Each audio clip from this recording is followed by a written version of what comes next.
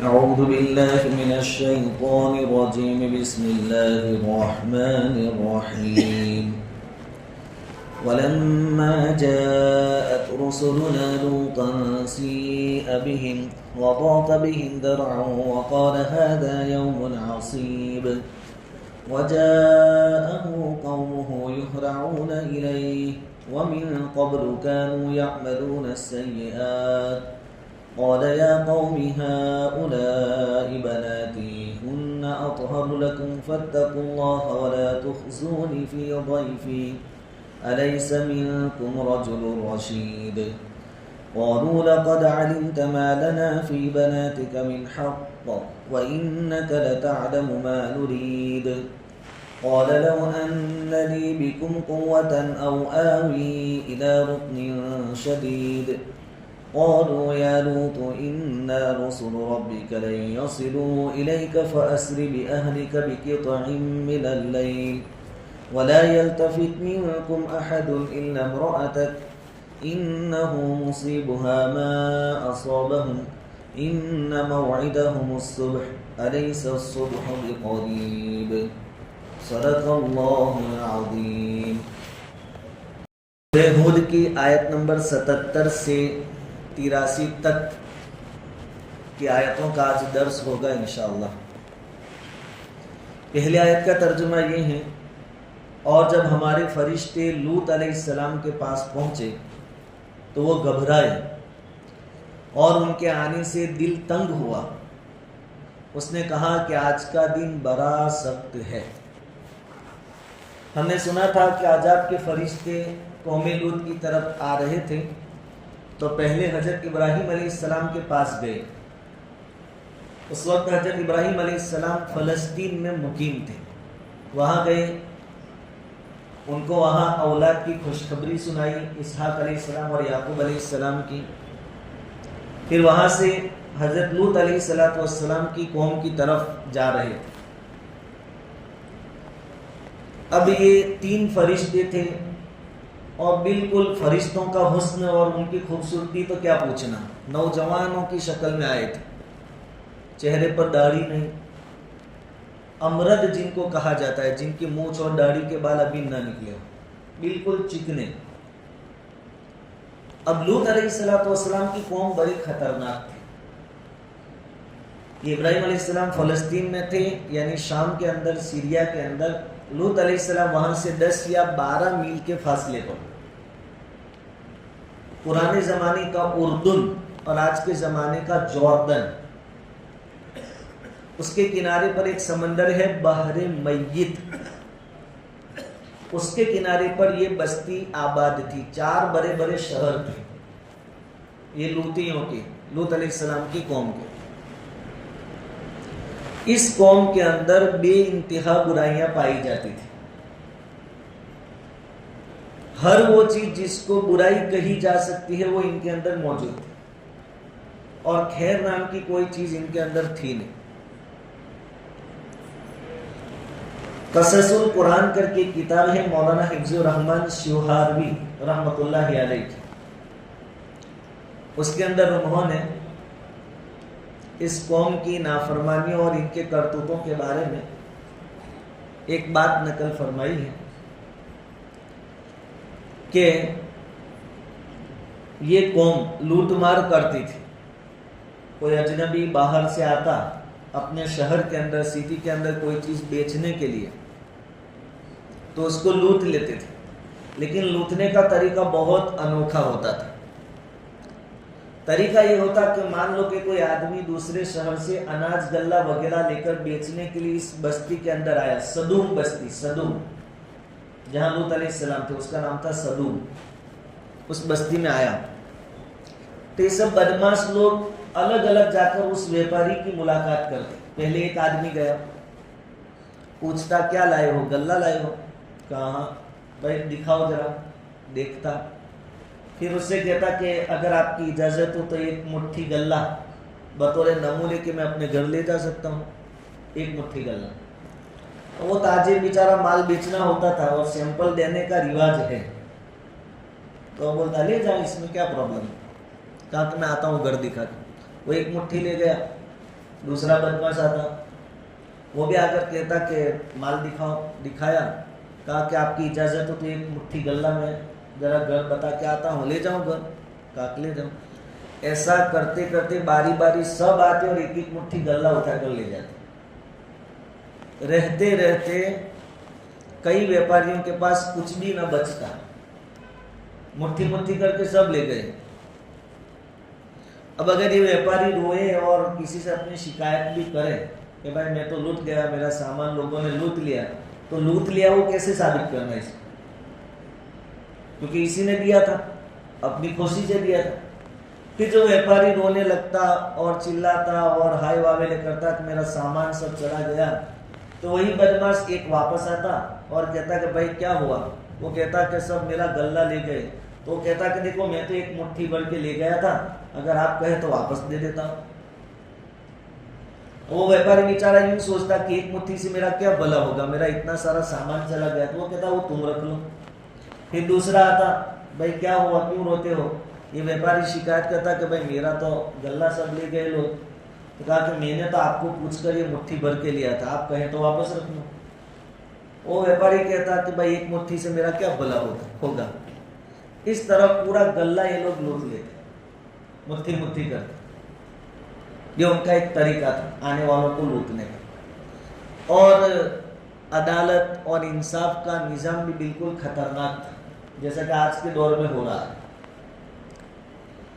قصص القرآن کے اندر یہ بات لکھی ہے عبداللہ نجار کے حوالے سے کہ ابراہیم علیہ السلام نے، چونکہ لوط علیہ السلام ابراہیم علیہ السلام کے بھتیجے ہیں، تو ان کی خیر خیریت پوچھنے کے لیے ایک آدمی کو وہاں سے بھیجا کہ آپ سدوم جاؤ اور بھتیجے کی خیر خیریت معلوم کر کے آؤ، کیا حال ہے، کیا چل رہا ہے۔ وہ آدمی بیچارہ دمشق سے آیا، بستی کے باہر پہنچا تھا، ایک آدمی نے اس کو دیکھا، صدومی نے، اس بستی کے رہنے والے نے، تو اس صدومی نے اس دمشقی کو ایک پتھر زور سے سر میں مارا کھینچ کر، جس کی وجہ سے اس کے سر سے خون نکل آیا۔ اب چونکہ وہ تو مہمان تھا اور وہ تو لوط علیہ السلام کے پاس جا رہا تھا، لیکن خون نکل آیا پتھر مارنے کی وجہ سے۔ اور وہ پتھر مارنے والا اس سے کہہ رہا ہے کہ تجھے پتھر مارنے میں مجھے محنت اٹھانی پڑی، میں نے پتھر تلاش کیا، پھر زور لگایا اور تجھ کو مارا، تب جا کے یہ خون نکلا ہے، تو میری یہ جو محنت ہے اس کی مزدوری تجھے مجھے دینی پڑے گی۔ کون کہہ رہا ہے؟ مارنے والا کہہ رہا ہے۔ وہ بیچارہ ایک تو مار پڑے، جیسے آج مسلمانوں کو مارتے بھی ہیں، پھر کیس بھی انہی کے خلاف ہوتا ہے اور ایکشن بھی انہی کے خلاف ہوتا ہے، یہی سسٹم اس وقت تھا۔ اور وہ بیچارہ جو باہر سے آیا تھا، جس کو ابراہیم علیہ السلام اور حضرت سارہ نے بھیجا تھا، وہ کہتا میں کیسے معاوضہ دوں، تکلیف تو مجھے ہوئی، نقصان مجھے ہوا۔ تو وہ صدومی اس کو کھینچ کر قاضی کے پاس لے گیا۔ اب قاضی بھی تو صدومی تھا، صدوم کا رہنے والا، انہی کا آدمی تھا۔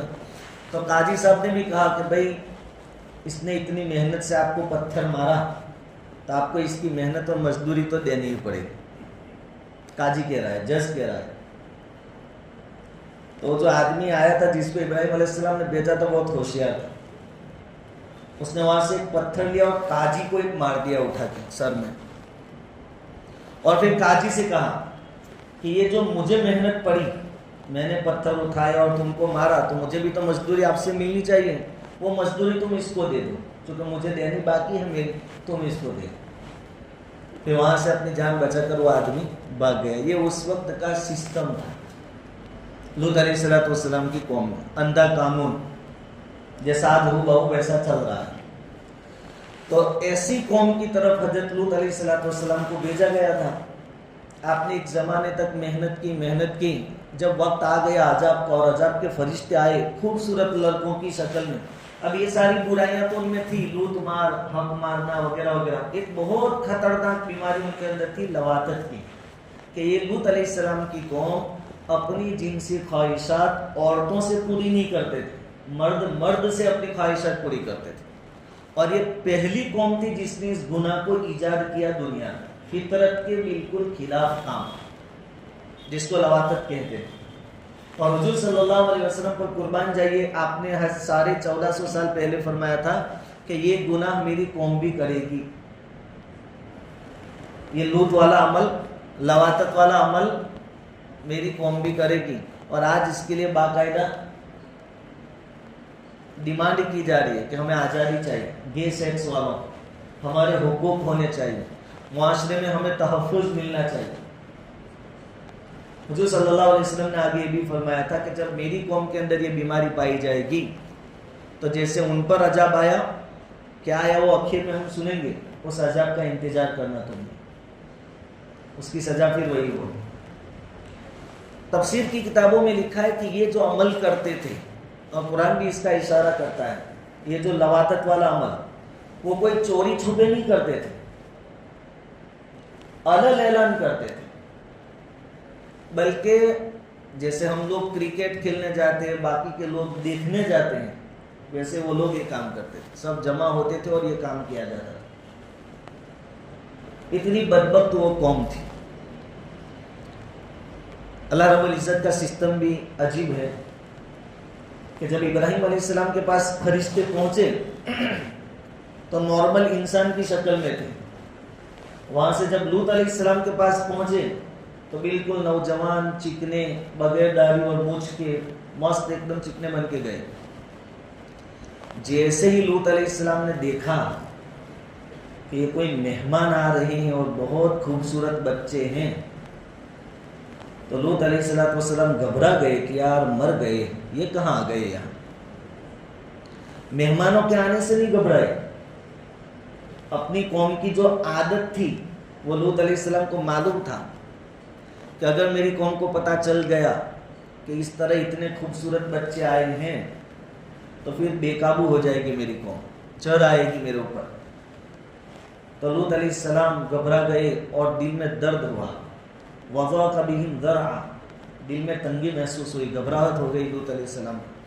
وقال هذا یوم عصیب، اور بول پڑے کہ آج کا دن بڑا سخت ہے، اگر قوم کو پتہ چل گیا تو بہت بڑی مصیبت کھڑی ہو جائے گی۔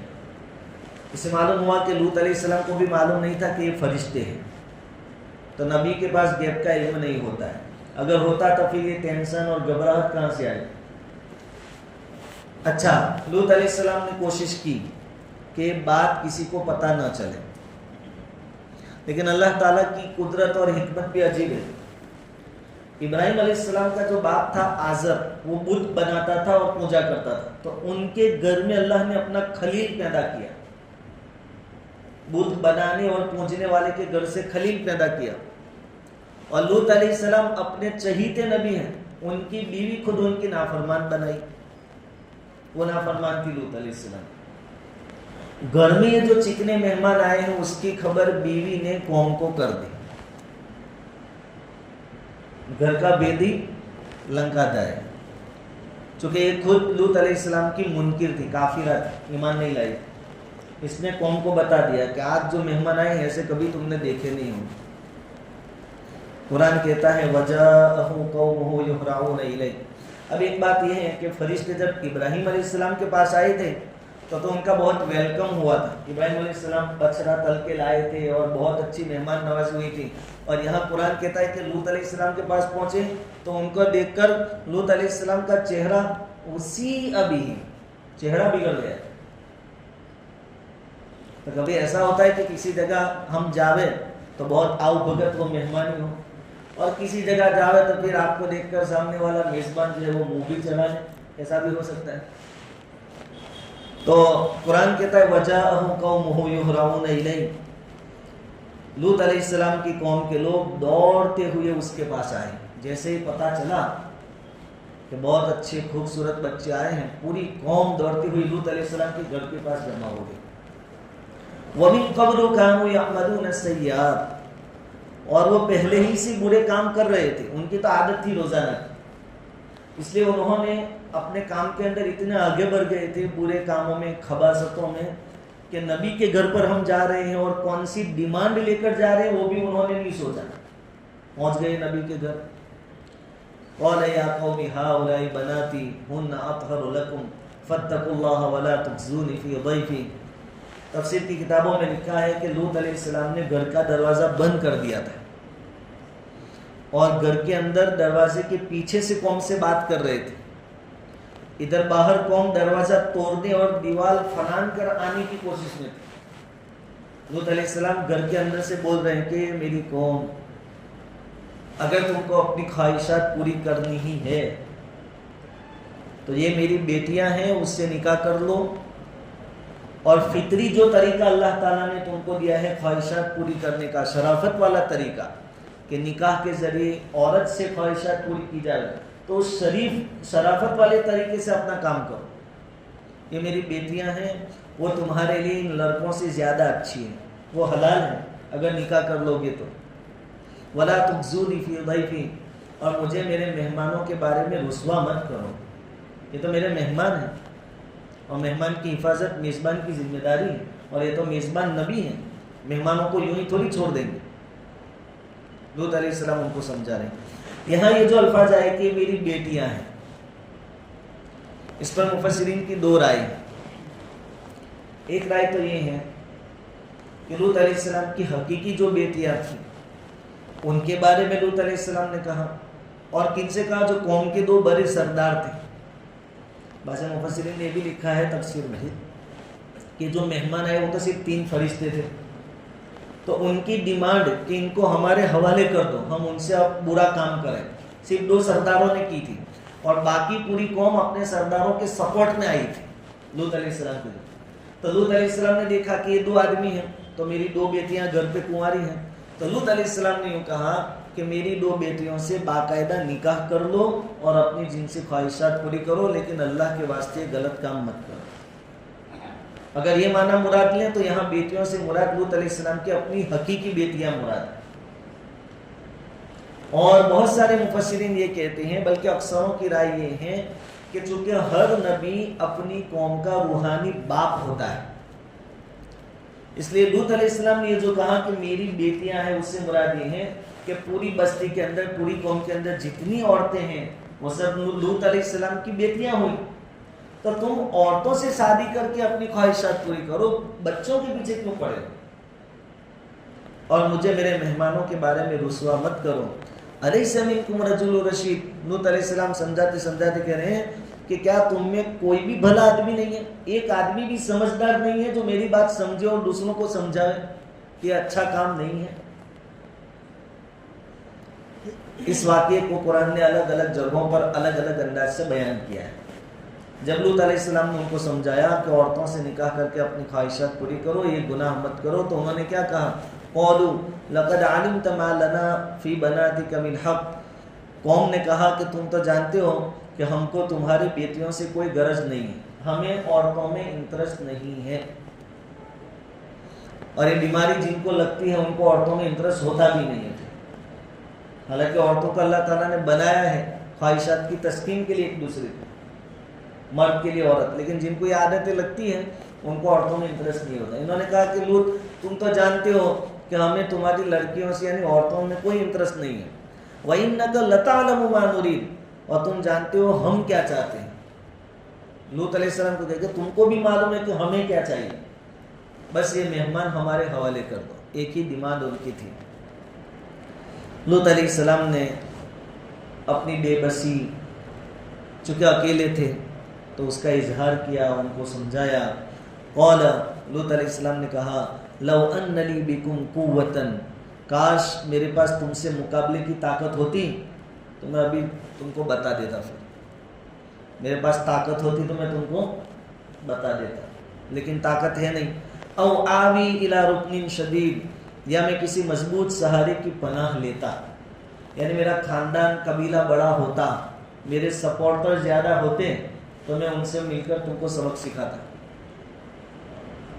لیکن چونکہ یہاں نہ سپورٹر ہے، نہ خاندان کے لوگ زیادہ ہیں، طاقتور بھی نہیں ہیں، اور لوط علیہ السلام کے پاس بھی ایسی کوئی جادوئی طاقت نہیں ہے کہ ان سب کا مقابلہ کر سکے، تو گویا اپنی بے بسی کا اظہار کیا. یہ جو لوط علیہ السلام نے کہا او آوی الی رکن شدید، کہ میں کسی مضبوط سہارے کی پناہ لیتا، اس کے بارے میں حضور صلی اللہ علیہ وسلم نے فرمایا کہ اللہ تعالیٰ رحم فرمائے لوط پر کہ وہ کیسے مجبور ہو گئے کہ کسی مضبوط سہارے کی تلاش میں آ گئے تھے. کسی مضبوط سہارے کی تلاش میں آگے. پھر حضور نے یہ بھی فرمایا, ترمذی شریف کی روایت ہے کہ جب سے لوط علیہ السلام نے یہ دعا کی یا اپنی بے بسی کا اظہار کیا کہ کاش میرا کوئی مضبوط سہارا ہوتا, تب سے اللہ تعالیٰ نے ہر نبی کے لیے اسی کے خاندان میں سے سہارے کھڑے کر دیے. حضور صلی اللہ علیہ وسلم کا خاندان جو تھا بنی ہاشم, وہ چاہے سب ایمان نہیں لائے تھے لیکن قریش کے مقابلے میں ہمیشہ حضور کے پیچھے کھڑے رہتے تھے. 3 سال تک شیعب ابی طالب کی گھاٹی میں آپ کو جو قید کیا گیا, بھوکے اور پیاسے رکھا گیا, پورے بنو ہاشم کے لوگ آپ کے ساتھ تھے اور سب کا بائیکاٹ ہوا تھا.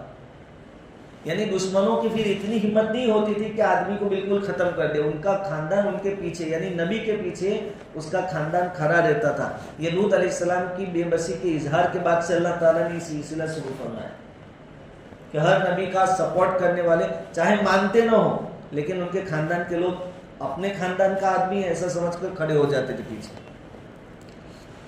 اب جب فرشتوں نے دیکھا کہ لوط علیہ السلام بالکل بے بس ہو گئے ہیں اور بہت بے چین ہیں, تو پھر انہوں نے اپنی حقیقت بتلائی.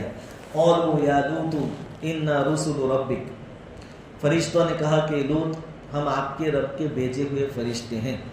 لن یصلوا الیک, ہماری بات تو دور, وہ آپ تک بھی نہیں پہنچ پائیں گے. چاہے ابھی دروازہ توڑنے کی کوشش کر رہے ہیں اور گھر کے باہر کھڑے ہیں, لیکن آپ پریشان مت, ہم تو فرشتے ہیں اور آزمائش کے لیے ہم کو ایسا نوجوان اور چکنا بنا کر اللہ نے بھیجا تھا. وہ آپ کو بھی نقصان نہیں پہنچا پائیں گے اور ہم کو بھی نہیں. فَأَسْرِ بِأَهْلِكَ بِقِطْعٍ مِّنَ اللَّيْلِ, بس آپ اپنے لوگوں کو لے کر رات کا کچھ حصہ باقی ہو تب یہ بستی چھوڑ کر یہاں سے چلے جائیں, یعنی رات کے آخری حصے میں صبح سے پہلے یہاں سے نکل جاؤ. وَلَا يَلْتَفِتْ مِنْكُمْ أَحَدٌ, اور یاد رکھنا جب تم یہاں سے نکلو بستی چھوڑ کر تو تمہارے ماننے والوں کو تاکید کر دینا کہ کوئی بھی پیچھے پلٹ کر نہ دیکھے کہ ان کا کیا ہوا. إِلَّا امْرَأَتَكَ, ہاں آپ کی بیوی. اب اس کے 2 مطلب مفسرین نے بیان فرمائے. ایک تو یہ کہ آپ کی بیوی چونکہ ان کے ساتھ ملی ہوئی ہے تو اس سے رہا نہیں جائے گا, وہ پلٹ کر دیکھے گی اور وہ ہلاک ہو جائے گی. اور ایک مطلب یہ ہے کہ آپ کے گھر والے تو سب ایمان والے جو ہے وہ ہے, لیکن آپ کی بیوی ایمان والی نہیں ہے, اس لیے وہ آپ کے اہل میں داخل نہیں ہے, وہ ان کے ساتھ رہے گی اور وہ بھی عذاب کے اندر ہلاک ہو جائے گی. یعنی پہلے سے ہی آپ کے ساتھ نہیں آئے گی بستی چھوڑ کر, اور دوسرے مطلب کے حساب سے کہ بستی چھوڑ کر آپ کے ساتھ نکلے گی تو صحیح لیکن پلٹ کر دیکھے گی اور اس کو بھی عذاب پکڑ لے گا. یہ 2 مطلب.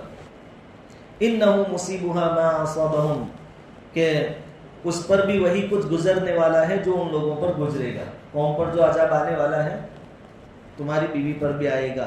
ان موعدہم الصبح, اور ان کے اوپر عذاب کا وعدہ صبح کے وقت ہے. جیسے ہی صبح صادق ہوگی, بانگی صاحب کہے کہ شہری کا وقت ختم ہوا, ہم دھماکہ کر دیں گے. اب لوط علیہ السلام نے دیکھ لیا کہ اب تو عذاب آ گیا اور اپنی ذمہ داری پوری ہوئی, اور میں تو اپنے ساتھ ماننے والوں کو لے کر مجھے تو نکلنا ہے اور عذاب آئے گا صبح میں. تو لوط علیہ السلام نے کیا کہا کہ صبح کب ہوئے, ابھی ہو جائے, جب ختم ہی کرنا ہے تو یہ اتنی دیر بھی کیوں زندہ رہے ابھی. تو فرشتوں نے کیا کہا, علیہ سے صبح بھی کری, اب صبح ہونے کو ہے, صبح میں دیر بھی کیا ہے. اللہ تعالیٰ کا سسٹم اپنے وقت پر کام کرتا ہے. صبح یعنی صبح کا وقت غفلت کا ہوتا ہے. آخری رات جو ہوتی ہے ٹھنڈی ہوائیں چلتی ہیں, آپ کو کوئی درد ہے, آپ کو شروع رات میں نیند نہ آئے تو بھی 4-5 بجے صبح ہوتے ہوتے آپ کو نیند آ جائے, غفلت کا وقت. تو لوط علیہ السلام نے تقاضا کیا کہ ابھی کھیل ختم کر دو. فرشتوں نے کہا اب صبح میں دیر بھی کیا ہے, تم نکل تو جاؤ یہاں سے. فلما جاء امرنا, لوط علیہ السلام اپنے ماننے والوں کو لے کر نکل گئے. ادھر اللہ رب العزت کے عذاب کا حکم آ گیا تو چونکہ فطرت کے خلاف کام کیا تھا, الٹا کام کیا تھا. جیسے ایک مرد کا دوسرے مرد کے پیچھے کے راستے میں اپنی خواہش پوری کرنا یعنی لواطت کرنا بڑا گناہ ہے, ایسے ہی مرد کا اپنی بیوی کے پیچھے کے راستے میں خواہشات پوری کرنا یہ بھی بہت بڑا گناہ ہے. خواہش پوری کرنے کا ایک ہی راستہ اللہ تعالیٰ نے بنایا ہے. آج کل شکایتیں آتی ہیں, ہمارے نوجوان موبائل میں ایسی کلپس دیکھتے ہیں تو ان کے اندر فطرت کے خلاف یہ جذبات پیدا ہوتے ہیں. یہ سب یوروپین کلچر ہے، جو جانوروں جیسے لوگ ہیں. یہ والے کام تو یعنی پیچھے کے ٹوائلٹ اور پاخانہ کے راستے میں سیکس والے کام تو جنگل کے جانور بھی نہیں کرتے. دیکھا آپ نے جانوروں کو ایسا کام کرتے؟ جانور بھی نہیں کرتے، اور یہ یوروپ والے کرتے ہیں. اور ان کو دیکھ کر پھر ہمارے یہاں بھی ایک یہ بیماری، ایک بڑی بیماری جو عام طور پر سنی جاتی ہے اور لوگ شکایت کرتے ہیں کہ موبائل میں دیکھتے ہیں، مرد اپنی شرمگاہ اپنی بیوی کے منہ میں دیتے ہیں. یہ کوئی معمولی گناہ ہے؟ جس زبان سے اللہ کا نام لینا ہے، بیوی کو تسبیح پڑھنی ہے، کھانا پینا ہے، یہ بالکل جن کی فطرت خراب ہو گئی ہو، احساس انسانیت ختم ہو گئی ہو، ان کے کام، یہ بھی بہت بڑا گناہ ہے. تو چونکہ فطرت کے خلاف ہم الٹا کام کیا تھا تو سزا بھی زبردست اللہ تعالیٰ نے دی. اس آیت کے اندر اللہ تعالیٰ فرماتے ہیں جب ہمارے عذاب کا حکم آ گیا، جعلنا عالیہا سافلہا، تو ہم نے اس بستی کو الٹ پلٹ کر دیا، اوپر کا حصہ نیچے کر دیا. اونٹی عادت تھی نا ان کو، تو بستی کو اونٹا کر دیا اللہ تعالیٰ. مفسرین نے لکھا ہے کہ جبرائیل علیہ السلام نے اپنے پر، وہ جو شہر تھے 4، اس کی زمین کے نیچے ڈالے، اور زمین کو یعنی چاروں شہروں کو اٹھایا اپنے پڑوں پر، اور اٹھایا تو ذرہ برابر کسی کو احساس بھی نہیں ہوا. یہاں تک کہ گلاس میں یا برتنوں میں جو پانی بڑا ہوا تھا وہ بھی نہیں گرا.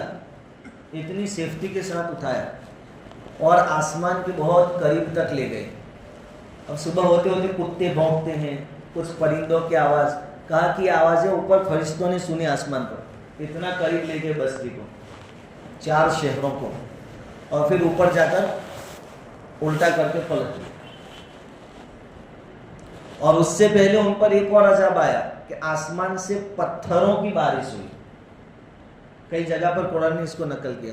اور پتھر بھی ایسے کہ ان کے اوپر نشان لگے ہوئے تھے کہ یہ پتھر کھلا کو لگے گا، یہ پتھر کھلا کو، نام وائز.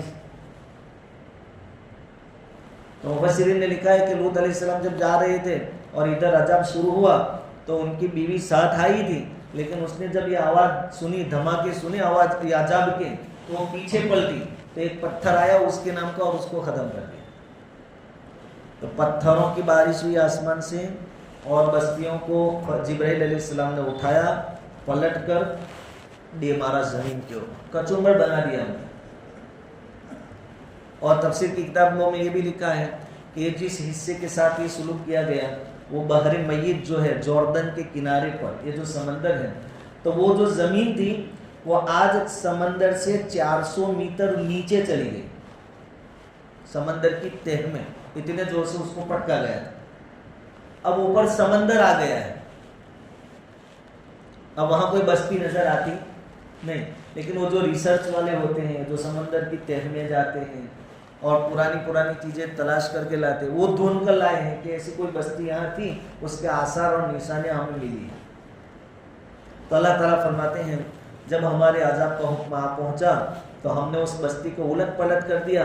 وَأَمْطَرْنَا عَلَيْهَا حِجَارَةً مِّن سِجِّيلٍ مَّنضُودٍ، اور اس پر کنکریلے پتھر برسائے جو تہ بتہ تھے ایک کے بعد ایک. مُسَوَّمَةً عِندَ رَبِّكَ، آپ کے رب کے پاس سے نشان لگائے ہوئے کہ کون سا پتھر کس کو لگے گا، وہ بھی اوپر سے نکی تھا. وَمَا هِيَ مِنَ الظَّالِمِينَ بِبَعِيدٍ، اور اللہ تعالیٰ اس آخری آیت کے ٹکڑے میں مکہ والوں سے کہتے ہیں کہ وہ بستی ان مکہ کے ظالموں سے کچھ دور بھی نہیں ہے. مکہ والے تجارت کی غرض سے ملک شام جاتے تھے تو اس بستی سے ان کا گزر ہوتا تھا. تو اللہ تعالیٰ فرماتے ہیں کہ مشرکین مکہ جو ظالم بستی گزری ہے، قوم لوط، وہ تم سے دور بھی نہیں ہے. تم عبرت حاصل کر لو.